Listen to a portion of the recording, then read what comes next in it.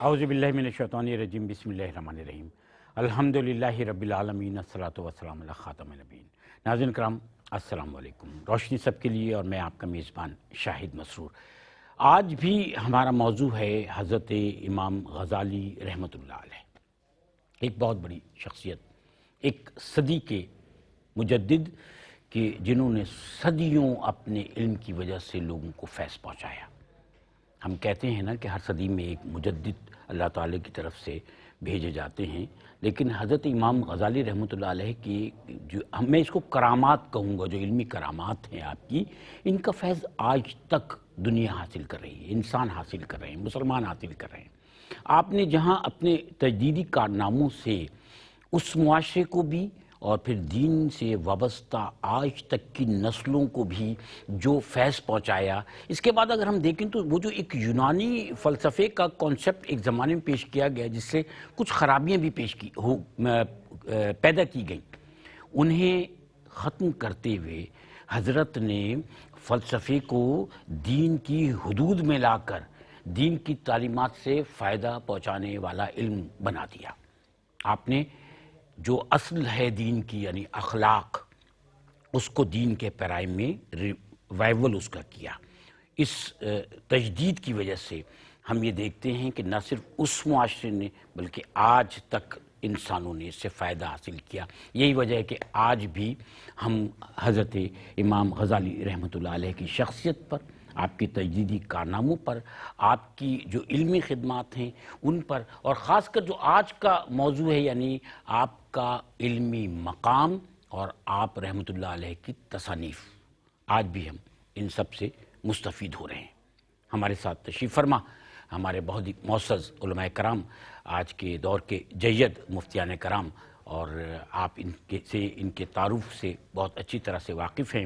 ہم اور آپ مل کر ان سے سیکھتے ہیں۔ پہلی شخصیت محترم مفتی احسن نوید نیازی صاحب، السلام علیکم سر۔ وعلیکم السلام ورحمۃ اللہ وبرکاتہ۔ ماشاءاللہ۔ اور دوسری شخصیت محترم مفتی خرم رحمانی صاحب، السلام علیکم سر۔ وعلیکم السلام ورحمۃ اللہ۔ سر، حضرت محمد بن محمد الغزالی رحمۃ اللہ علیہ، اور بعض جگہ لکھا ہے محمد احمد، کیونکہ عربی میں پھر اس کے نام کے حوالے محمد احمد حامد بھی بعض جگہ ہے، ابن الغزالی۔ تو حضرت غزالی رحمۃ اللہ علیہ کا جو علمی مقام ہے سر، اس پر ارشاد فرمائیے۔ بسم اللہ الرحمن الرحیم، صلی اللہ علیہ حبیب محمد وعلی آلہ وصحبہ وبارک وسلم۔ حجت الاسلام، مرشد الانام، سبحان اللہ، امام ابو حامد محمد بن محمد غزالی رحمہ اللہ، عالم اسلام کے جلیل القدر شخصیت ہیں۔ غزالی جو ہے، آپ کا نام محمد تھا، آپ کے والد کا نام بھی محمد تھا، آپ کے دادا کا نام بھی محمد تھا۔ ابو حامد آپ کی کنیت ہے، اور آپ کے ایک بھائی تھے، آپ کے بھائی کا نام احمد ہے، یعنی آپ کے بھائی احمد غزالی ہیں، آپ محمد غزالی ہیں، اور کنیت ابو حامد آپ کی ہے، تو کنیت کی نسبت سے آپ کو ابو حامد لکھا جاتا ہے، اور اصل نام محمد کے اعتبار سے محمد ہے۔ اور احمد جو ہے، آپ اخو احمد ہیں، احمد کے بھائی، ان کے بھائی ہیں، خود آپ جو ہے وہ محمد ہیں۔ تو امام محمد غزالی رحمہ اللہ، کیا شاندار شخصیت ہے آپ کی، کیا شاندار شخصیت ہے، یعنی چشم فلک نے ایسی شخصیات کم ہی دیکھی ہیں۔ آپ جس فن کو دیکھیں، اس وقت رائج جتنے علوم تھے، ایک فن حدیث سے اگر قطع نظر کر لیا جائے تو باقی جتنے علوم و فنون اس وقت کے تھے، چاہے ان کا تعلق ظاہر کے ساتھ ہو، چاہے ان کا تعلق باطن کے ساتھ ہو، چاہے وہ ٹیکنیکل ہوں، چاہے وہ ریشنل ہوں، جس قسم کے بھی علوم و فنون تھے، نقلی ہوں یا عقلی ہوں، یعنی ان کا تعلق چاہے نقل کے ساتھ ہو، چاہے ان کا تعلق عقل کے ساتھ ہو، ہر فن کے اندر امام غزالی رحمہ اللہ ہمیں درجہ امامت پر فائز نظر آتے ہیں۔ جو فن آپ دیکھیں، فقہ کو اٹھائیں تو امام غزالی امام ہیں، اصول فقہ کو دیکھیں تو امام غزالی امام ہیں، ان کی سیادت کے جھنڈے لہرا رہے ہیں۔ منطق و فلسفہ کو دیکھیں تو امام غزالی رحمہ اللہ امام ہیں۔ تصوف و اخلاق کو دیکھیں تو امام غزالی، تصوف پہ تو ان کا وہ نام ہے کہ آج تک لوگ انہیں عام طور پر تصوف ہی کی جہت سے خالی جانتے ہیں، اور लोग इसी में उनको इमाम समझते हैं, हालांकि वो मल्टी डायमेंशनल है। सुभान अल्लाह, तसव्वुफ के भी वो इमाम है, लेकिन तसव्वुफ के साथ साथ दीगर उलूम व फनून के भी, जिनका मैं जिक्र कर रहा हूँ। इसी तरह अकीदा और कलाम को देखें तो वहां भी हमें इमाम गजाली जो है अपनी अलग शान के हमें नजर आते हैं। और इमाम गजाली रहमतुल्लाह का जो लिटरेरी वर्क है, इसको अगर हम देखें, जितना उन्होंने सरमाया छोड़ा है, इल्मी जखीरा जो उन्होंने छोड़ा है, जो उनका तुरास है, और असल सरमाया तो असलाफ का वही है ना, जो उन्होंने किताबों की सूरत में छोड़ा है। किताबें जो है ये उनकी सरमाया है, जिससे हम इस्तेफादा करते हैं। जितना वर्क है, जितना लिटरेरी उनका वर्क है, इसको अगर हम जब देखते हैं, देखकर बंदा अश अश कर उठता है कि क्या इन्होंने और काम आज किया। हम खास तौर पे आपकी तसनीफ पर ही गुफ्तगू करेंगे। जी हाँ। और वो आप देखें, क्या आप बिल्कुल मुजद्दिदाना और मुजतहिदाना निगाह डालते हैं उलूम व फनून पर। यानी आपको इमाम गजाली रहमतुल्लाह के यहाँ सिर्फ नकल नजर नहीं आएगी, जैसे बहुत सारे ऐसे कसीर तसानीफ उलमा गुजरे हैं कि जिनके यहाँ आपको तसनीफात की कसरत तो नजर आएगी, लेकिन उसमें नकल का पहलू ज्यादा है। वो सिर्फ मवाद को जमा करते हैं, कंटेंट उन्होंने एक जगह जमा किया है, बाकी उनका अपना इज्तिहाद या उनके अपने अफकार किया है। आप क्योंकि फलसफे के साथ तजदीद फरमा रहे हैं। इमाम गजाली रहमतुल्लाह जो है, इमाम गजाली रहमतुल्लाह हमें मुहक्किकीन में नजर आते हैं कि आप मुहक्किक हैं, आप उसका बाकायदा रिव्यू करते हैं, रिव्यू करके आप उन अफकार पे जो नक्द होता है वो नक्द भी करते हैं, अपनी फिक्र भी पेश करते हैं, अपनी राय भी पेश करते हैं, और एक उछूते उसलूब में पेश करते हैं। जितने भी फनून है, आप उस पे आपकी जो भी किताब उठाएंगे, आपको इमाम गजाली का अलग ही एक अंदाज नजर आएगा, यानी एक अलग गजाली डिक्शन आपको नजर आएगा। बिल्कुल आपका अपना एक उसलूब है, आपका अपना एक मनहज है, और वो जुदा गाना मनहज है। आप अपने उस उसलूब से खुद पहचाने जाते हैं जिस फन को उठाएं। इसी वजह से इमाम गजाली रहमतुल्लाह, आज सदियां गुजर गई, 505 सने हिजरिया में आपका विसाल हुआ, और जो है वो 1443 सने हिजरिया चल रहा है अभी। सदियां गुजर गई हैं, उसके बावजूद इमाम गजाली रहमतुल्लाह के नाम के नारे गूंज रहे हैं, गजाली गजाली गजाली गजाली हो रही है। और बड़े बड़े उलमा, बड़े बड़े फुकहा, बड़े बड़े सूफिया वो आपको बाकायदा ट्रिब्यूट पेश करते हैं। आप किताबें उठाएं, हाफिज इब्न असाकिर दिमश्की रहमतुल्लाह ऊंचे दर्जे के मुहद्दिस भी हैं, उनकी किताब उठाएं, तबयीन कज़िब अल मुफ्तरी, क्या उन्होंने जबरदस्त अंदाज में इमाम गजाली को खराज तहसीन पेश किया। अल्लामा ताजुद्दीन सुब्की शाफी रहमतुल्लाह मुहद्दिस भी हैं, फकीह भी हैं, उनकी तबकात तो शाफियत अल कुबरा उठाएं, क्या बेहतरीन अंदाज में उन्होंने खराज तहसीन पेश किया। शज़रात ज़हब उठाएं इब्न इमाद हंबली की, अब्दुल गाफिर की किताब की तहरीर उठाएं, जिसकी देखेंगे इमाम गजाली को वालिहाना अंदाज में जो है वो ट्रिब्यूट पेश करते नजर आते हैं। बड़े बड़े अकाबरीन। सर मोहतरम मुफ्ती खुर्रम रहमानी साहब, तस्करा हुआ है तसनीफ का हज़रत इमाम गजाली रहमतुल्लाह अलैह की, और कीमियाए सआदत, क्या बात है, केमिस्ट्री, सादत की केमिस्ट्री। हम तसव्वुफ की बात कर रहे हैं तो इंसान की पूरी ज़िंदगी को सुलूक के मनाजिर पर किस तरह परखा जा सकता है। इरशाद फरमाइएगा हज़रत इमाम गजाली रहमतुल्लाह अलैह की तसनीफ़ कीमियाए सादत की निस्बत से। बिस्मिल्लाहिर्रहमानिर्रहीम वस्सलातु वस्सलामु अला रसूलिहिल करीम, अम्मा बाद। प्यारे आका सल्लल्लाहु तआला अलैहि वसल्लम की एक हदीस मुबारक है, अल उलमाउ वरसतुल अंबिया, कि उलमा अंबिया के वारिस हुआ करते हैं। और वो विरासत क्या है, फरमाया वो दिरहम व दनानीर नहीं है, बल्कि वो इल्म है। इल्म है, क्या बात है। और अंबिया की इस मीरास में से हजरत इमाम गजाली एक बड़ा हिस्सा लेते हुए में नजर आते हैं, बिलाशुबा, और फिर उसे उम्मत में तकसीम करते हुए भी नजर आते हैं। असल काम और इनका इल्मी फैजान, जैसे आपने फरमाया, हकीकत यही है कि जो आपकी तसानीफ हैं उसके ज़रिए अल्हम्दुलिल्लाह आज भी आप उम्मत के दरमियान जिंदा व जावेद मौजूद हैं, और ऐसा लगता है कि बराह रास्त फैज़ पहुँचा रहे हैं। सुभान अल्लाह। तो इमाम गजाली अलैहि रहमा की जो शख्सियत है उसके मुख्तलिफ पहलुओं में नजर आते हैं, जैसे क़िबला मुफ्ती साहब इरशाद फरमा रहे थे। तो कीमियाए सआदत भी इमाम गजाली अलैहि रहमा की शख्सियत का एक पहलू है, और वो पहलू ऐसा है कि आपने जो इस किताब का नाम रखा कीमियाए सआदत, इसके हवाले से आपने खुद इरशाद फरमाया कि कीमिया का एक काम तो ये होता है कि वो मेल को चेल को दूर करे। क्या बात है, ठीक है। और ये वाला जो कीमिया जो मैंने जमा किया है, ये बातिन के मेल को चेल को दूर करने के लिए जमा किया है। उस जमाने में आपको सामना बातिनी तहरीक का भी रहा। और इसी तरीके से आप फरमाते हैं कीमिया का एक काम, जो कि सोना और बाकी जो धाते उसको कीमिया में शुमार किया जाता है, इसका एक काम होता है इंसान को दौलतमंद करना। लेकिन जो दुनिया की दौलत है वो फना होने वाली है, खत्म होने वाली है। ठीक। मैं चाहता हूं कि ऐसा कीमिया दूं जो आखिरत की सआदत लोगों को नसीब हो जाए, चूंकि वो अबदी सआदत और हमेशा रहने वाली सआदत है। इसलिए फरमाते कि मैंने इन चीजों को जमा किया, और खास तौर पर आवाम के लिए इसको जमा किया ताकि उसको पढ़ें और इससे इस्तेफादा हासिल करें।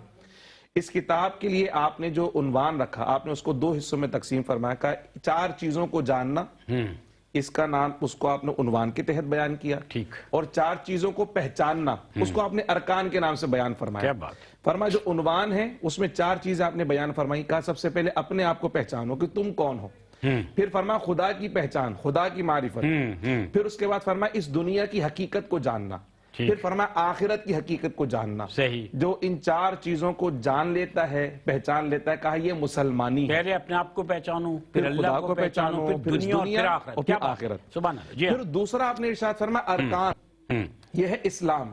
فرمایا 4 چیزوں کو جاننا اسلام ہے۔ ایک فرمایا عبادات، صحیح، پھر دوسرا فرمایا معاملات، عبادات اللہ کی بندگی کیسے کی جائے، اور معاملات اللہ کے کس طرح سلوک کیا جائے، اور خود آپ نے کس طریقے سے اللہ کے حکم پر عمل کرنا ہے۔ صحیح، فرمایا ان 2 کا تعلق ظاہر کے ساتھ ہے، باقی جو 2 چیزیں فرمایا ان کا تعلق باطن کے ساتھ ہے۔ وہ کیا؟ فرمایا ایک مہلکات، ہلاک کرنے والی چیزیں، وہ کیا ہے؟ فرمایا برے اخلاق، جس کے ذریعے انسان لوگوں کی نگاہ میں بھی ذلیل ہوتا ہے اور آخرت کی ذلت بھی اس کے گلے میں ڈال دی جاتی ہے۔ یہ مندرجات ہیں کیمیائے سعادت کی۔ کیمیائے سعادت۔ جی تو آخری بات آپ نے اس میں ارشاد فرمائی منجیات، نجات دینے والی چیزیں، اور فرمایا وہ کیا کہا؟ تمام اخلاق حمیدہ یہ منجیات ہیں، یہ ارکان میں نجات دینے والی چیزیں یہ ہیں، ارکان میں ہیں۔ یہ ارکان سر کے میں اندر۔ آپ کی اجازت سے ایک وقفے پہ جا سکتا ہوں؟ بالکل بالکل۔ ناظرین کرام ہمارے ساتھ رہیے گا، حاضر ہوتے ہیں۔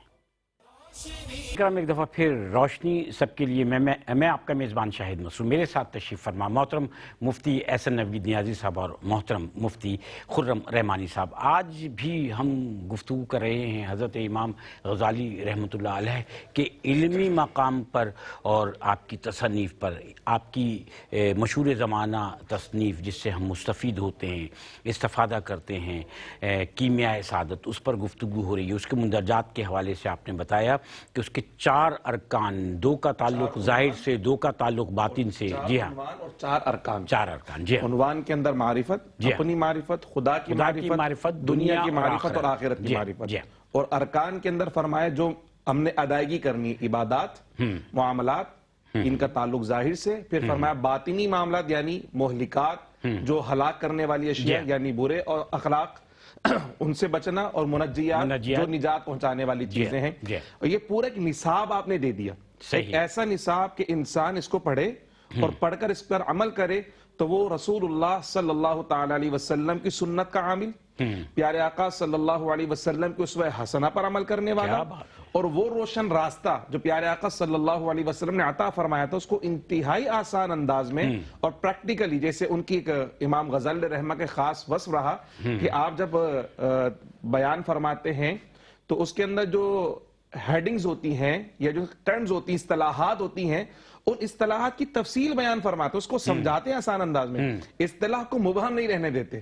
تو بندے کو پتا چلتا ہے کہ شکر ہے تو ہے کیا، صبر ہے تو اس کو ڈیفائن کیسے کیا جائے، نفس کو ڈیفائن کیسے کیا جائے، تقوی کو ڈیفائن کیسے کیا جائے، اور اس کی عملی کیفیت بندہ پہچان کیسے سکتا ہے، انڈیکیشن کیا ہیں، وہ سارے انڈیکیٹرز امام غزالی رحمہ نے اس کے اندر بیان فرمائے۔ یہی وجہ ہے کہ اس زمانے سے لے کے آج تک تمام صوفیہ کی یہاں، تمام مکاتب کی یہاں اور تمام مسلمانوں کی اخلاقی تربیت کے لیے خاص طور پہ یہ کتاب پڑھی بھی جاتی ہے اور پڑھائی بھی جاتی ہے، سنی بھی جاتی ہے، سنائی بھی جاتی ہے، اور سب سے اہم بات یہ کہ تمام مکاتب میں بھی بالکل پھر اس کے تراجم بھی بے شمار موجود تراجم ہیں، اس کے بے موجود شمار۔ ہیں۔ سر محترم مفتی احسن نوید نیازی صاحب، علوم کو، دینی علوم کو لوگوں تک پہنچانا اور تجدید کرتے ہوئے، کیونکہ تجدید کا مطلب یہ ہے کہ وہ تمام جو متروکات ہیں ان کو سے صاف کر کے، اور پھر احیاء العلوم کی ہم بات کرنا چاہتے ہیں۔ علوم کا احیاء ہو رہا ہے اور اس کی کا اپنا ایک اسلوب ہے، اپنی خصوصیات ہیں، اپنا علمی مقام ہے، تو اس تصنیف کی نسبت سے ارشاد فرمائیے۔ کہ امام غزالی رحمہ اللہ کے بارے میں یہ بات اکثر کہا کرتا ہوں کہ ان کی کچھ کتابیں ایسی ہیں جو سونے کے ساتھ تولنے کے لائق ہیں۔ کیا بات! انہی میں سے ٹاپ آف دا لسٹ کتاب یہ احیاء علوم الدین، یہ وہ کتاب ہے کہ امام غزالی رحمہ اللہ کا نام اس کتاب کی وجہ سے زندہ ہے کئی حلقوں میں۔ یعنی جو علمی حلقے ہیں نا، معتبر علمی حلقے، جو بڑے علمی حلقے ہیں، وہ تو آپ کی فقاہت کو بھی جانتے ہیں، وہ آپ کے اصول فقہ میں مقام کو بھی جانتے ہیں، منطق فلسفے کے مقام، علم کلام کے مقام کو بھی جانتے ہیں، لیکن جو عوامی حلقے ہیں، عوامی حلقوں میں جو آپ کا نام آج تک گونج رہا ہے وہ دراصل اس تصنیف کی برکت سے، احیاء علوم الدین۔ اور یہ واقعی تصنیف بھی ایسی کیا لاجواب تصنیف ہے. احیاء علوم دین، احیاء کا معنی ہوتا ہے زندہ کرنا، احیاء علوم دین، دین کے علوم کو زندہ کرنا.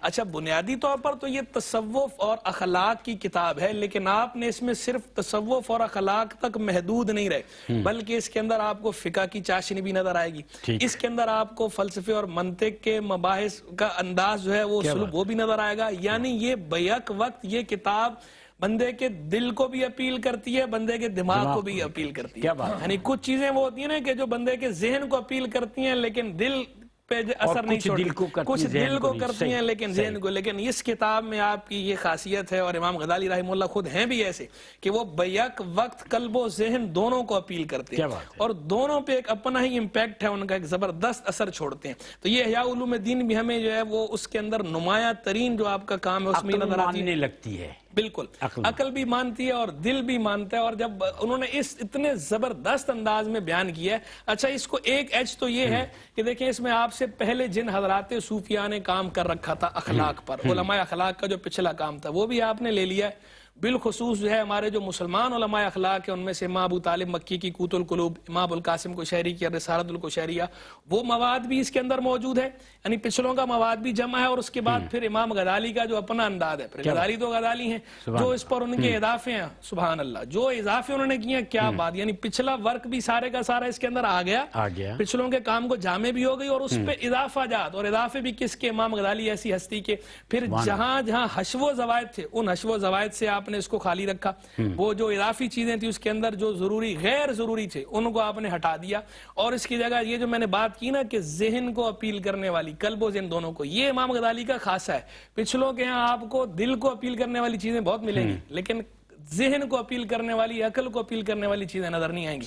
یہاں احیاء علوم دین میں آپ کو یہ جو امام غزالی کا خاص دونوں نظر آئیں گی. پھر پچھلی کتاب میں آپ اخلاق کی یا تصوف کی اٹھائیں گے نا تو آپ کو لگے گا یہ خاص تصوف یا اخلاق کی کتاب ہے. لیکن جب احیاء علوم دین کو اٹھائیں گے تو آپ کو اخلاق اور تصوف کے ساتھ ساتھ فقہ کی چاشنی بھی نظر آئے گی. آپ کو پتہ چلے گا کہ کوئی عظیم فقیہ بات کر رہا ہے، جو عظیم صوفی بھی ہے، عظیم فقیہ بھی ہے، اور عظیم منطقی اور فلسفی بھی ہے، جو علوم کے ان سارے گوشوں پہ حاوی ہے اور ان سارے علوم کی پر نظر رکھتے ہوئے وہ کلام کر رہا ہے. اور اسی لیے آپ ان سارے حلقوں کی اصلاح بھی کرتے ہیں. اور اصلاح صحیح معنوں میں وہی بندہ کر سکتا ہے جو جس پہ کمانڈ رکھتا ہو.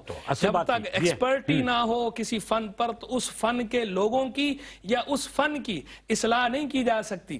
وہ اصلاح امام غزالی رحمہ اللہ جو ہمیں اصلاح کرتے نظر آتے ہیں نا، منطقیوں فلسفیوں کی بھی اصلاح کرتے نظر آتے ہیں، متکلمین کی بھی اصلاح کرتے نظر آتے ہیں، فقہا کی بھی اصلاح کرتے نظر آتے ہیں، علماء کی بھی اصلاح کرتے نظر آتے ہیں، عوام کی بھی اصلاح کرتے نظر آتے ہیں، مذہبی حلقوں کو بھی اسی طرح جو ہے وہ ایڈریس کرتے ہیں جس طرح آپ دنیا دار حلقوں کو ایڈریس کرتے ہیں. کیونکہ آپ کا واسطہ تعلق دنیا داروں کے ساتھ بھی تھا، دین داروں کے ساتھ بھی تھا، تو ساری چیزوں پر آپ حاوی تھے. یعنی آپ جامع تھے، جامع بھی تھے اور سب پر حاوی بھی تھے. تو اس لیے جو آپ کا کلام ہے اس کے اندر بھی یہ ہمیں جامعیت کی شان بھی نظر آتی ہے، حاوی ہونا بھی نظر آتا ہے. اور جب کوئی یہ کتاب یا علوم دین پڑھتا ہے تو ایسے لگتا ہے یہ میرے لیے لکھی گئی ہے. یعنی ہر بندے کو اس کے اندر اپنے اصلاح کا سامان بھی نظر آتا ہے، اسلوب ایسا ہر آدمی کو ایڈریس کر رہے ہیں، اپنے دل کی آواز، اپنے دل کی آواز لگتی ہے. اور آج تک میں کہتا ہوں وہ تر و تازہ ہے. اس کتاب کو اٹھائیں لگتا ہی نہیں ہے صدیوں پرانی کتاب ہے، آج بھی اس کی تازگی اسی طرح برقرار ہے. وہ جسے کہا جاتا ہے نا ایور گرین ہے، ایور گرین کتاب، ایور لاسٹنگ. امام غزالی رحمہ اللہ کا لازوال کارنامہ جو انہوں نے یہ سر انجام دیا یا علوم دین کی صورت. اور اس احیاء علوم دین پہ پھر کام بھی ایسا ہوا، علماء نے اس کی خدمت بھی بہت کی، شروع بھی لکھی گئیں، اس کے تراجم بھی بے شمار ہوئے. اور شرح کے اندر ایک بات میں جو ضروری سمجھتا ہوں کہنا کہ ان کی ایک احیاء علوم دین کی شرح ہے اتحاف السادۃ المتقین کے نام سے. لوگ اس کو اتحاف کہتے ہیں، درست لفظ اتحاف ہے، باب فاعل سے، اتحاف السادۃ المتقین. علامہ زبیدی حنفی رحمہ اللہ نے یہ شرح لکھی ہے، بہت شاندار شرح. یعنی احیاء علوم دین اگر سونا ہے تو اتحاف و سعادت المتقین سونے پہ سہاگا ہے. تو اسی لیے احیاء علوم دین کا مطالعہ کرنے والے جتنے بھی ہیں میں ان کو باقاعدہ یہ مشورہ بھی دوں گا، اور جو ہے یہ نصیحت بھی کہہ لیں، وصیت بھی کہہ لیں، تاکید کی وجہ سے کہہ رہا ہوں کہ اس شرح کا ہی مطالعہ ضرور کریں کہ وہ گوشے جن تک آپ کی نگاہ نہیں پہنچ پائے گی علامہ زبیدی وہ بھی سامنے لے کر آتی ہیں. اور پھر جہاں کہیں کوئی جھول ہوتا ہے تو اس جھول کو بھی وہ دور کر دیتے ہیں، کور کر دیتے ہیں. اور خاص احادیث کے حوالے سے بھی وہ اس پہ عمدہ کلام علامہ زبیدی نے کیا ہے. تو وہ جو کمزور پہلو پہلو ہے اس کمزور پہلو کو بھی انہوں نے دور کر دیا ہے. ماشاءاللہ. اچھا سر جی، مفتی خرم رحمانی صاحب بڑی تفصیل سے حضرت نے احیاء العلوم میں دین کے حوالے سے بتایا ہے، اور تصانیف بہت ساری ہیں، اور ہر تصنیف کا اپنا موضوع، اور موضوع کے ساتھ یہ کہ جیسے کہ حضرت فرما رہے تھے کہ جو بھی قاری ہے، ہر قاری براہ راست یہ سمجھ رہا ہے کہ اس سے مخاطب ہیں. حضرت کی یعنی حضرت امام غزالی رحمۃ اللہ علیہ کی ایک اور تصنیف ہے الوجیز، اس کے موضوع کی نسبت سے ایک تو ارشاد فرمائیے. پھر دوسری بات یہ ہے کہ اس میں جو مندرجات ہیں، جیسے کہ 2 کتابوں کا ہم نے تصانیف کا تذکرہ کیا، ان کے مندرجات پہ بات ہوئی، تو الوجیز کے مندرجات اور موضوع ارشاد فرمائیے صاحب. بسم اللہ الرحمن الرحیم.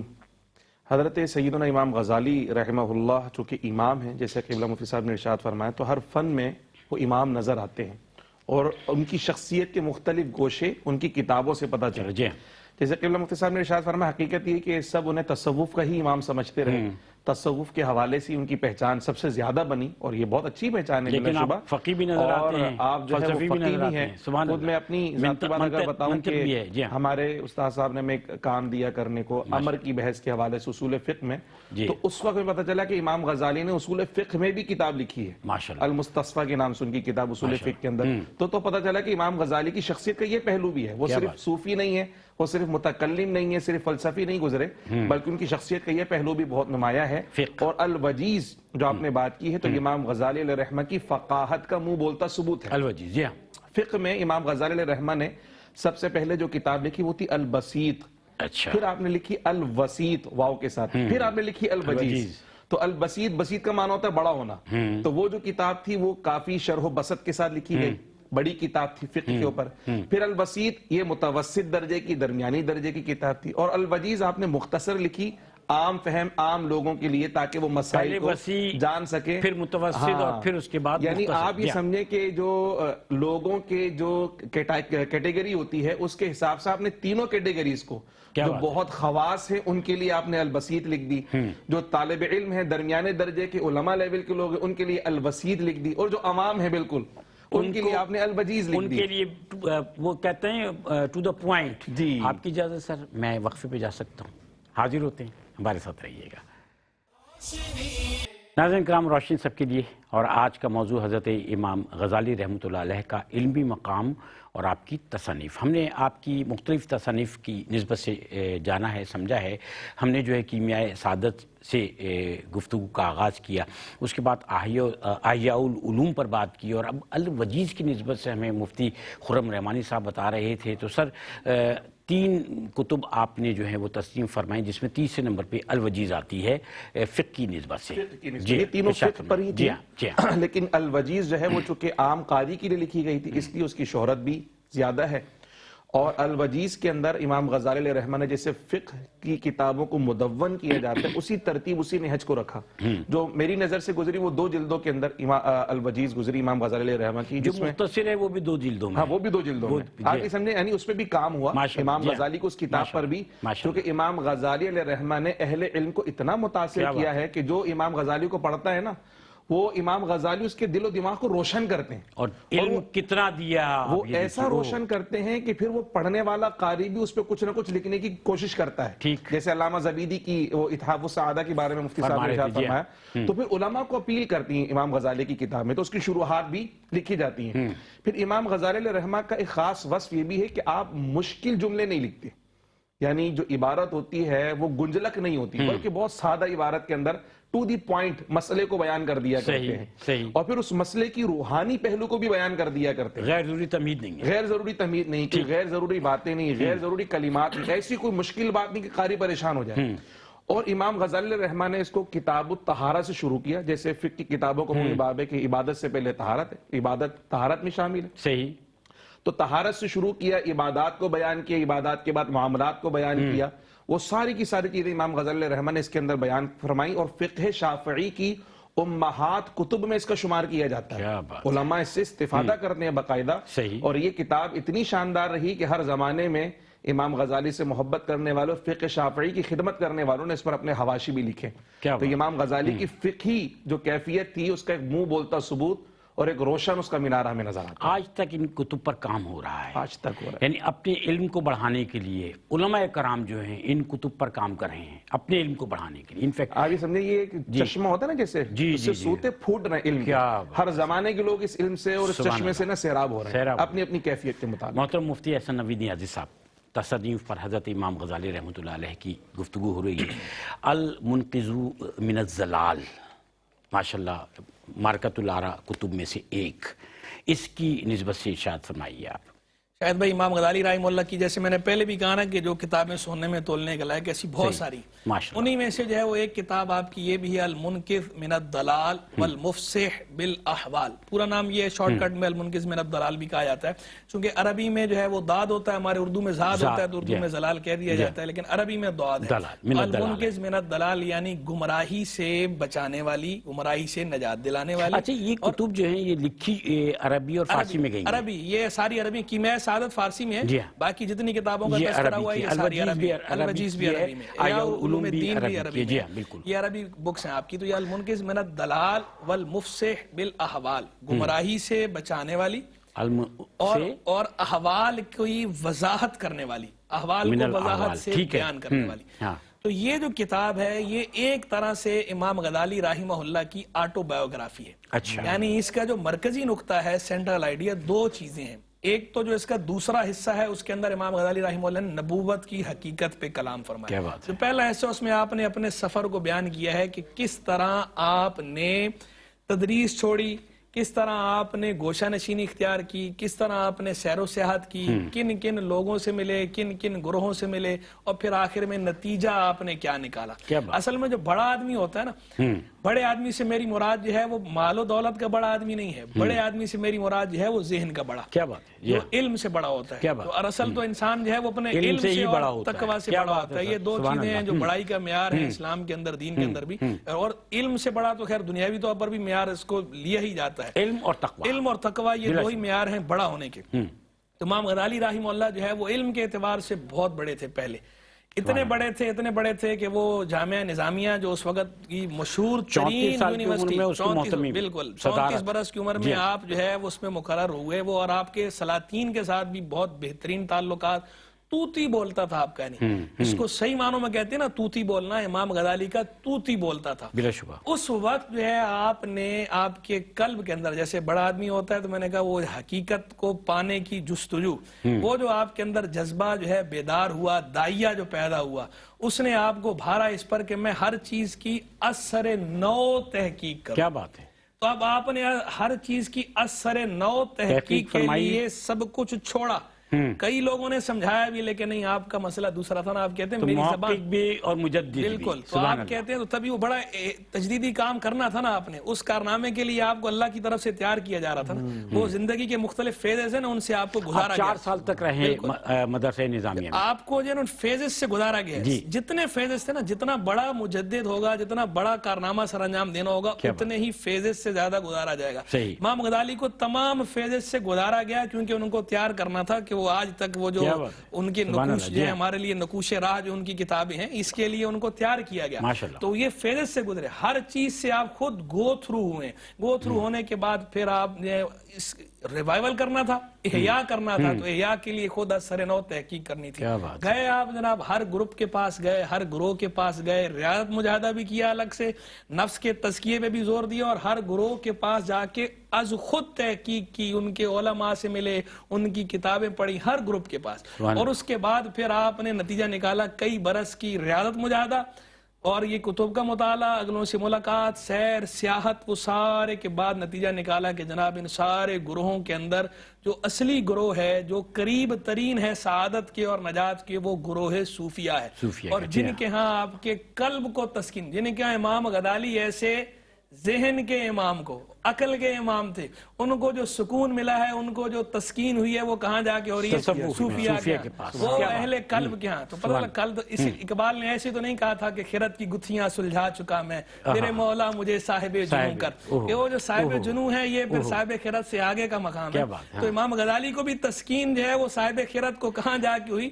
وہ جب تک اصحاب دل کے اندر آئے، صاحب دل میں آئے، اصحاب جنوں میں آئے، تو وہ قرار آ گیا، ٹھنڈ پڑ گئی سینے میں. تو پھر امام غزالی رحمہ اللہ نے اس سارے کو اس کتاب کے اندر سارے سفر کو بیان کیا ہے کہ میں نے کس کس طرح کیا کیا کیا ہے، کس کس سے ملا ہوں، پھر ان پہ باقاعدہ نقد کیا ہے، سب کی باقاعدہ خرابیاں بیان کی ہیں، اس گروپ میں یہ خرابی، اس میں یہ خرابی نظر آئی، اس میں یہ نظر آئی، پھر صوفیاء کی جو ہے آپ نے خوبیاں بیان کی. پھر ظاہری بات ہے جس طرح ہر جگہ جو ہے وہ ایک نمبر کے ساتھ 2 نمبر مال بھی چلتا ہے، تو ایسی جو حقیقی صوفیاں ہیں وہ تو سبحان اللہ کیا بات ہے ان کی، لیکن جو بناوٹی ہیں، جو گندم نما جو فروش ہیں، وہ بھی ہر دور میں رہے ہیں، آپ کے دور میں بھی تھے، تو ان سے پیوریفائی کرنا بھی ضروری تھا. اسی لیے امام غزالی رحمہ اللہ نے پیوریفائی کیا. فلسفے کو بھی آپ نے پیوریفائی کیا ہے، تصوف کو بھی آپ نے پیوریفائی کیا ہے، اس کی بھی آپ نے باقاعدہ تطہیر کی ہے. اور جو آپ نے کتابیں لکھی ہیں تو بس اس میں پھر آپ نے وہ جو بناوٹی صوفی ہیں، جو نام نہاد ہیں، جو لباس خضر میں راہزن ہیں، ان کو بھی آپ نے صحیح آڑے ہاتھوں لیا ہے، ان کی بھی خوب آپ نے کلاس لی ہے، ان کی بھی اوفینسو رہے ہیں، ہمیشہ اوفینسو رہے ہیں. تو یہ کتاب بھی لائق مطالعہ ہے، شاندار کتاب ہے، منقذ من الضلال. اصل کتاب عربی میں ہے لیکن اس کے اردو تراجم بھی مارکیٹ میں دستیاب ہیں، موجود ہیں. تمہارے ناظرین اور سامعین جو اس کتاب کو مطالعہ کریں، انشاءاللہ ان کا دل بھی خوش ہوگا، علم میں بھی رافع ہوگا، اور امام غزالی رحمہ اللہ سے بھی محبت پیدا ہوگی. بلا شبہ. سر آپ کا آج کے موضوع کے اعتبار سے ہم امام غزالی رحمۃ اللہ علیہ کے علمی مقام کی بات کروں، تصنیف پر بات ہوئی ہے، میں چاہتا ہوں آپ کا میسیج ہمارے ناظرین کے لیے.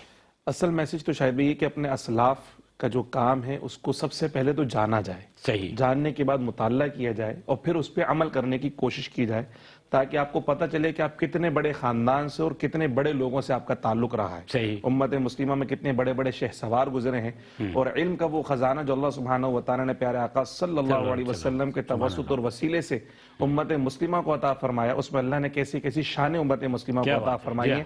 تو جو بارگاہ رسالت مآب سے فیضیاب ہوئے، اب اگر ہمیں روشن ہونا ہے تو ان بزرگوں کی بارگاہ میں جانا ہوگا. جو ان بزرگوں کی بارگاہ میں جائے گا وہ خود تو روشن ہوئے، جو ان کی بارگاہ میں جائے گا ان کی بارگاہ میں جھکے گا اور ان کے علم سے اکتساب فیض کرے گا، انشاءاللہ وہ بھی روشن ہوگا، اور انشاءاللہ ایسا روشن ہوگا کہ پوری امت میں اس روشنی کو پھیلائے گا. کیا بات، سبحان اللہ. سر آپ کا میسیج اسی موضوع کے اعتبار سے.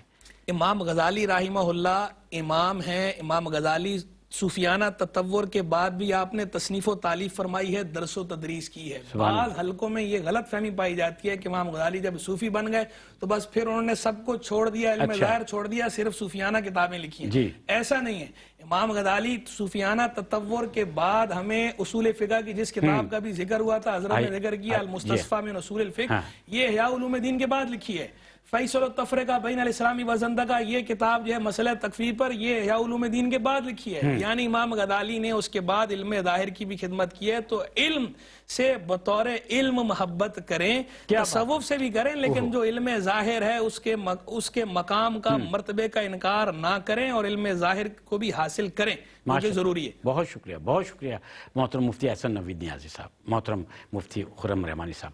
ناظرین کرام، دنیا میں اگر کوئی چیز ہمیشہ زندہ رہتی ہے، تابندہ رہتی ہے، تو وہ ہے علم. اور اللہ تعالیٰ نے بعض روحوں کو جسمانی تشکیل کے ساتھ اس دنیا میں صرف اس لیے بھیجا کہ وہ اس علم کی احیا کا کام کریں، اس علم کی ترویج کا کام کریں. یہ علم جو دین سے وابستہ ہے، وہ علم جو دین سے وابستہ ہے، اس کی تجدید کریں. اور جیسے کہا جاتا ہے نا کہ ہر صدی میں ایک مجدد کی تخلیق ہوتی ہے، تو یہ حقیقت ہے کہ بعض مجددین ایسے ہیں کہ جو کسی ایک صدی کے نہیں ہوتے، بلکہ وہ رہتی دنیا تک اپنے علم کی وجہ سے ان کی روح اس علم کو زندہ رکھتی ہے. اور آج حضرت امام غزالی رحمۃ اللہ علیہ کی روح نے اس علم کو زندہ رکھا ہے، اس علم کو کہ جس کی ہمیشہ یعنی ابدیت کا وعدہ اللہ تعالیٰ نے فرمایا ہے. اپنی بہت ساری دعاؤں میں شاہد مسرور کو یاد رکھیے گا. اللہ حافظ.